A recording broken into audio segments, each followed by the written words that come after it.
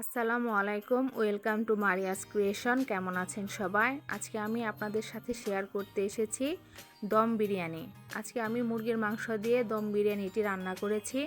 ঘরোয়া কিছু উপকরণ দিয়ে সহজেই তৈরি করে নিয়েছি এই বিরিয়ানিটি, এবং আপনাদের সাথে আমি সহজভাবে রেসিপিটা শেয়ার করব। আপনারা একটু মনোযোগ সহকারে দেখলে সহজেই তৈরি করে নিতে পারবেন এই চিকেন দম বিরিয়ানি। চলুন তাহলে রেসিপি শুরু করা যাক। প্রথমে আমি এখানে কিছু কুচি করে পেঁয়াজ নিয়েছি। কিভাবে সহজে এবং কম সময়ে পারফেক্ট পেঁয়াজ বেরেস্তা তৈরি করে নিতে পারবেন সেই টিপসটিও আজকে আমি আপনাদের সাথে শেয়ার করব। আশা করি সবাই স্কিপ না করে পুরো ভিডিওটি দেখবেন। এখানে পেঁয়াজ কুচির সাথে আমি 1 চামচ পরিমাণ লবণ দিয়ে একটু মেখে রেখে দেব। 10 মিনিটের জন্য আমি পেঁয়াজগুলোকে লবণ দিয়ে মেখে রেখে দেব। তারপর এগুলোকে আমি বেরেস্তা করে নেব। এরপর এখানে আমি 1 কেজি পরিমাণ বাসমতি চাল নিয়েছি এবং বারবার করে ধুয়ে নিয়েছি। দেখুন পানিটা পরিষ্কার হয়ে এসেছে। পানি পরিষ্কার হওয়ার আগ পর্যন্ত চালটাকে ভালোভাবে ধুয়ে নেবেন এবং পানি দিয়ে ভিজিয়ে রাখবেন আধা ঘন্টার জন্য। এখন আমি চালটা ভিজিয়ে রাখবো আধা ঘন্টার জন্য। এখন আমি এখানে একটি কড়াইয়ের মধ্যে পরিমাণ মতো তেল দিয়ে নেব আর কয়েক টুকরা আলু ভেজে নেব। বিরিয়ানিতে আলুটা একটু বেশি ভালো লাগে, আর যাদের ভালো না লাগে তারা স্কিপ করবেন। আমার আলু ভালো লাগে, এই জন্য আমি কয়েক টুকরা আলু তেলে ভেজে নেব। আলুগুলোকে একটু লাল লাল করে ভেজে তারপরে উঠিয়ে নেব। আমার আলুগুলো ভাজা হয়ে গেছে। এখন আমি এই তেলের মধ্যে পেঁয়াজ বেরেস্তা করে নেব। দেখুন 10 মিনিট পর পেঁয়াজগুলো নিয়ে এসেছি। পেঁয়াজের নিচে কতটুকু পানি জমে গেছে। এই এক্সট্রা পানি যদি ঝরিয়ে ফেলে দিই তাহলে তাড়াতাড়ি পেঁয়াজ বেরেস্তা হয়ে যাবে এবং পেঁয়াজ বেরেস্তাগুলো সুন্দর হবে। দেখুন আমি হাতে কিভাবে চিপে নিচ্ছি। এইভাবে চিপে পানিগুলো বের করে দিবেন, তারপরে পেঁয়াজগুলো কড়াইয়ে দিয়ে দিবেন। এই উপায়ে যদি আপনারা পেঁয়াজ বেরেস্তা করেন, পেঁয়াজ বেরেস্তা করতে সময়ও কম লাগবে এবং পারফেক্ট পেঁয়াজ বেরেস্তা হবে। দেখুন কতটুকু পানি নিচে জমেছিল। এখন আমি ভালো করে একটু নেড়ে চেড়ে ব্রাউন কালার করে নেব। দেখুন আমার পারফেক্ট পেঁয়াজ বেরেস্তা হয়ে গেছে। এখন আমি এগুলোকে উঠিয়ে নেব। এখন আমি এখানে 1.5 কেজি পরিমাণের মতো মুরগির মাংস নিয়েছি। এগুলোকে ম্যারিনেট করে নেব। এখানে আমি হলুদ গুঁড়া 1/2 চামচ, মরিচ গুঁড়া 1/2 চামচ, লবণ স্বাদ মতো, ধনিয়া গুঁড়া 1 চা চামচ এবং গরম মশলা গুঁড়া 1 চা চামচ। এই হোমমেড গরম মশলার একটি ভিডিও আমার চ্যানেলে দেওয়া আছে, যদি আপনারা চান তাহলে দেখে আসতে পারেন। সব কিছুই এখন মুরগির মাংসের সাথে দিয়ে দিব। এখন আমি এখানে 1 চামচ কাঁচা মরিচ বাটা, 1.5 চামচ আদা বাটা এবং 2 টেবিল চামচ রসুন বাটা দিয়ে নিয়েছি, আর 3 টেবিল চামচ টক দই। সব উপকরণগুলো আমি এখন একসাথে একটু মেখে নেব। সব কিছু একটু ভালোভাবে মেশানো হয়ে গেলে এখন আমি এখানে ভেজে রাখা পেঁয়াজ বেরেস্তার অর্ধেক পেঁয়াজ বেরেস্তা মাংসের সাথে দিয়ে দিব আর সব কিছুর সাথে একটু মেখে নেব। মেখে নেওয়া হয়ে গেলে এখন আমি এখানে পেঁয়াজ বেরেস্তার যে তেল ছিল সেই তেল দিয়ে দিব আর 1 প্যাকেট বিরিয়ানি মশলা দিয়ে মাংসের সাথে একটু ভালোভাবে মেখে নেব। মেখে নেওয়া হয়ে গেলে আমি 20 মিনিটের জন্য মাংসটা ম্যারিনেট করে রাখবো। এখন আমি একটি পাতিলের মধ্যে চালটা ফোটানোর জন্য 1 পাতিল পানি দিয়ে নিব, আর এই পানির সাথে এলাচ, দারচিনি, তেজপাতা, লবঙ্গ সব কিছুই দিয়ে নিব। তার সাথে সামান্য পরিমাণ সয়াবিন তেলও দিয়ে দিব। আর এই সব উপকরণের সাথে আমি 1/2 চা চামচ শাহি জিরা দিয়ে দিব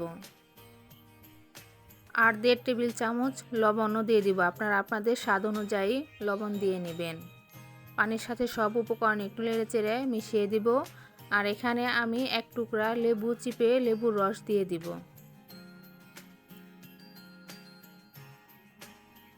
সব উপকরণ দেওয়া হলে এখন যখন পানিটা ফুটে আসবে তখন আমি ধুয়ে রাখা চালগুলো দিয়ে দিব আর সব কিছু একটু ভালোভাবে নেড়ে চেড়ে মিশিয়ে দিব। ঢাকনা দিয়ে ঢেকে দেব পানিটা ফুটে আসার আগ পর্যন্ত। পানিটা ফুটে আসলে একটু আলতোভাবে নেড়ে চেড়ে দিব। যখনই পানিটা ফুটে আসবে আর লেবুর রস দেওয়ার কারণে চালটা ধবধবে সাদা হয়ে যাবে। তাই লেবুর রসটা দেওয়ার চেষ্টা করবেন, ফ্লেভারও ভালো আসবে এবং চালটা ধবধবে সাদা করে দিবে লেবুর রসের কারণে। আর এখন আমি চালটাকে ভালোভাবে একটু ফুটিয়ে নেব। যখন দেখবেন 80% চাল ফুটে এসেছে তখন পানি ঝরিয়ে নিব। দেখুন আমার চালটা 80% ফুটে এসেছে, এখন আমি ঝরিয়ে নিব। যেই কড়াইতে আমি পেঁয়াজ বেরেস্তা করে নিয়েছিলাম সেই কড়াইতে সামান্য পরিমাণ তেল দিয়ে নিব আর ম্যারিনেট করা মাংসগুলো দিয়ে দিব। ম্যারিনেট করা মাংসের সাথে আমি ভেজে রেখেছিলাম যে আলুগুলা, সে আলুগুলাও দিয়ে নিব, কারণ আলুর টুকরাগুলো একটু বড় বড় ছিল, এগুলো ভাজাতে সিদ্ধ হয়নি, তাই মাংসের সাথে দিয়ে সিদ্ধ করে নেব। আর এখানে আমি কোনো প্রকার পানি অ্যাড করব না, আমি মিডিয়াম আঁচে ঢেকে মাংসগুলো রান্না করব আর এভাবেই সিদ্ধ করে নিব। আপনারাও মিডিয়াম আঁচে রান্না করে নেবেন আর এভাবে সিদ্ধ করে নেবেন। আমার মাংসটা রান্না হয়ে গেছে। এখন আমি একটি বড় সাইজের পাতিল নিয়ে নিব বিরিয়ানিটি দমে দেওয়ার জন্য। এই পাতিলের মাঝখানে এখন আমি অর্ধেক মাংস দিয়ে দিব। অর্ধেক মাংস দিয়ে দেওয়া হয়ে গেলে এই মাংসর উপরে ঝরিয়ে রাখা যে ভাতগুলো আমি রেখেছিলাম সেগুলো অর্ধেকটা ভাত দিয়ে দিব। দেখুন আমি কিভাবে দিতেছি, দেখে দেখে বুঝে নিতে হবে। আর কঠিন কিছু না, সহজভাবে দেখাচ্ছি আমি, আপনারাও চেষ্টা করলে পারবেন। এখন এই ভাতের উপরে আমি পেঁয়াজ বেরেস্তা দিয়ে দিয়েছি আর আমি এখানে আগে থেকে মিশিয়ে রাখা গোলাপ জল এবং কেওড়া জলের পানি দিয়ে দিব। আপনাদের কাছে যদি জাফরান থেকে থাকে তাহলে এই পানির সাথে জাফরান মিশিয়ে নেবেন, তাতে কালারটা দেখতে সুন্দর লাগবে। আমার কাছে জাফরান নেই, এই জন্য আমি দিইনি। এখন আমি আবার মাংস দিয়ে আর ওই ভাতটা দিয়ে আরেকটা লেয়ার করে দেব। দেখতেই পারতেছেন আমি মাংস দিয়ে চারপাশে ছড়িয়ে দিয়েছি। এখন আমি এর উপরে ভাতটা ঢেলে দেব আর চারপাশে ভালোভাবে ছড়িয়ে নেব। ছড়িয়ে নেওয়া হয়ে গেলে এখন আমি উপর দিয়ে আবার পেঁয়াজ বেরেস্তাগুলো দিয়ে দিব আর কেওড়া জল যে মিশিয়ে রেখেছিলাম সেগুলা আবার উপরে দিয়ে দিব। সব উপকরণ দিয়ে দেওয়া হয়ে গেলে আমি একটি ঢাকনা দিয়ে ঢেকে দেব।